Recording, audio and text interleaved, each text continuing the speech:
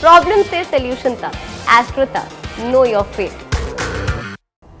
पंडित जी, इसका वक्त भी साथ ही साथ आप बताते चलिए कि पीला पुखराज पहनना है तो वो कौन सा दिन हो और किस वक्त पर पहनना चाहिए। पीला पुखराज पहना जाएगा अर्पिता बृहस्पतिवार के दिन जी। दाहिने हाथ की तर्जनी उंगली में, और इसको पहना जाएगा बृहस्पतिवार की अर्ली मॉर्निंग को। सोने में पहनना इसको अच्छा होगा। बिल्कुल। चलिए अब आगे बढ़ रहे हैं, बात हीरा की करते हैं। हीरा किस ग्रह से संबंध रखता है, उसको धारण करने से किस बीमारी में लाभ होगा। हीरा ज्यादातर लोग फैशन और दिखावे के लिए पहनते हैं, लेकिन ज्योतिष ऐसा नहीं मानता। ज्योतिष ये नहीं कहता है कि कोई भी हीरा पहन लो फैशन के लिए। ज्योतिष कहता है कि हीरा अगर आपकी कुंडली के हिसाब से सूटेबल है तभी हीरा पहनिएगा, वरना हीरा जो है वो बेसिकली कार्बन कंपाउंड है और वो शरीर में बहुत ज्यादा गहरा असर डाल सकता है, खासतौर से आपके ब्लड सर्कुलेशन को प्रभावित कर सकता है। इसीलिए हीरा भी शौक का रत्न नहीं है, सोच समझ के हीरा पहनिए। किन बीमारियों में हीरा पहनने से फायदा होता है? देखिए, शुक्र का रत्न है हीरा। जितना खूबसूरत ग्रह शुक्र, उतना ही खूबसूरत रत्न उसका हीरा।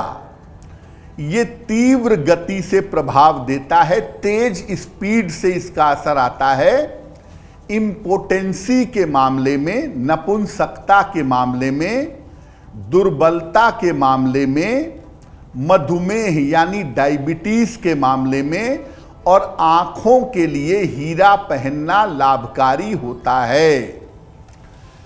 जो लोग बार बार कमजोरी का अनुभव करते हों या संतान उत्पत्ति में जिनकी फर्टिलिटी कमजोर हो, उनको हीरा पहनना चाहिए।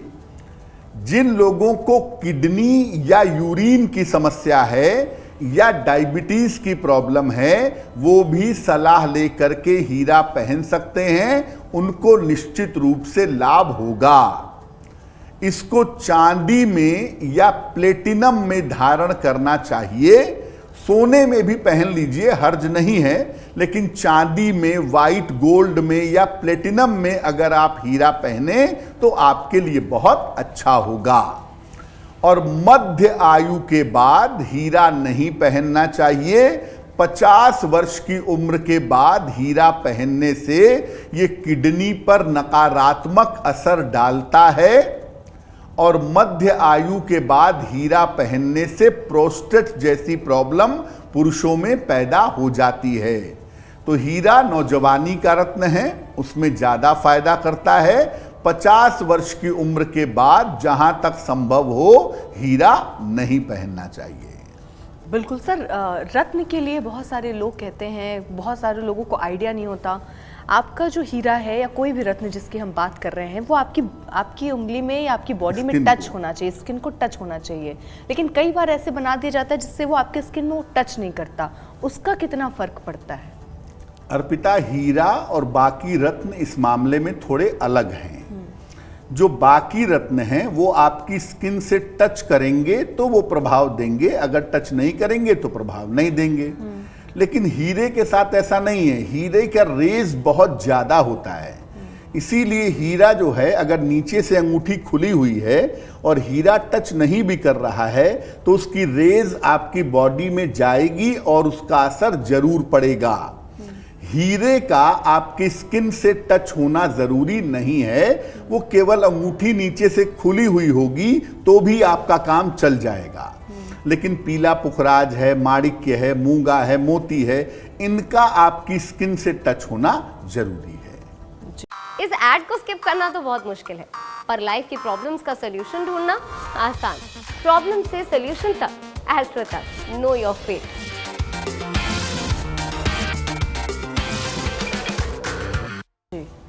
अब चलिए आगे बढ़ते हैं। नीलम किस ग्रह से संबंध रखता है वो समझते हैं।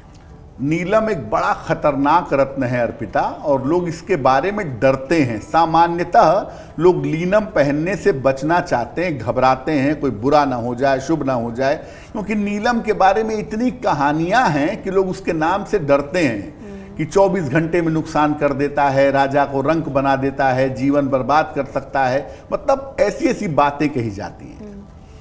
अब नीलम जो है वो मुख्यतः शनि का रत्न है, और शनि होता है सेंट्रल नर्वस सिस्टम का मालिक, सीएनएस का मालिक है शनि।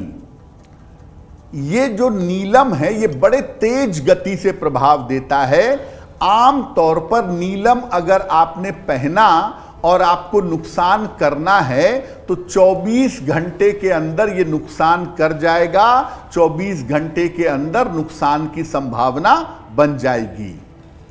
स्नायु तंत्र के मामले में यानी न्यूरोलॉजिकल सिस्टम के मामले में, दुर्घटना के मामले में, पक्षाघात, पैरालिसिस और असाध्य बीमारियों के मामले में लाभकारी होता है।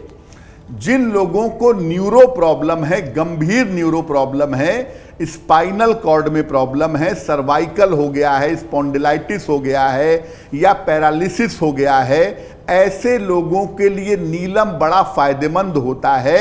अगर वो सलाह लेकर के नीलम पहने तो लाभ होगा।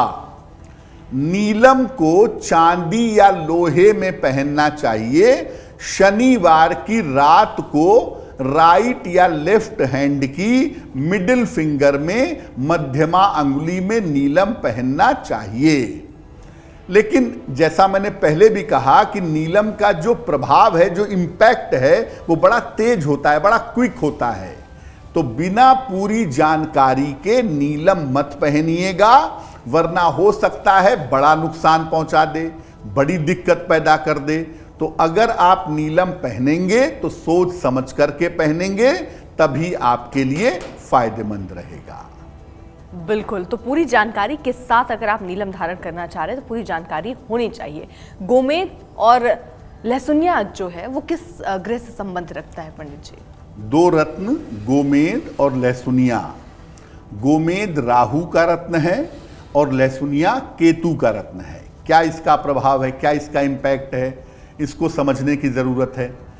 देखिए, ये जो गोमेद है ये राहु का है, लहसुनिया केतु का रत्न है, और इसको सोच समझकर ही धारण करना चाहिए।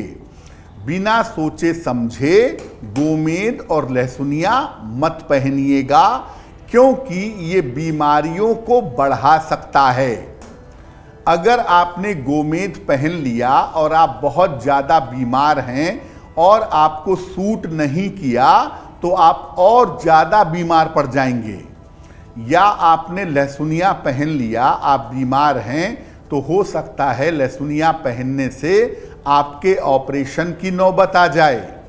इसीलिए गोमेद और लहसुनिया राहु और केतु के रत्न हैं, सोच समझकर पहनिएगा, वरना ये आपकी बीमारियों को बढ़ा सकते हैं। एस्ट्रो तक ऐप पर आपको मिलेगा भविष्य से जुड़े हर सवाल का जवाब। डाउनलोड कीजिए एस्ट्रो तक ऐप और चुटकी में जुड़िए इंडिया के बेस्ट एस्ट्रोलॉजर से।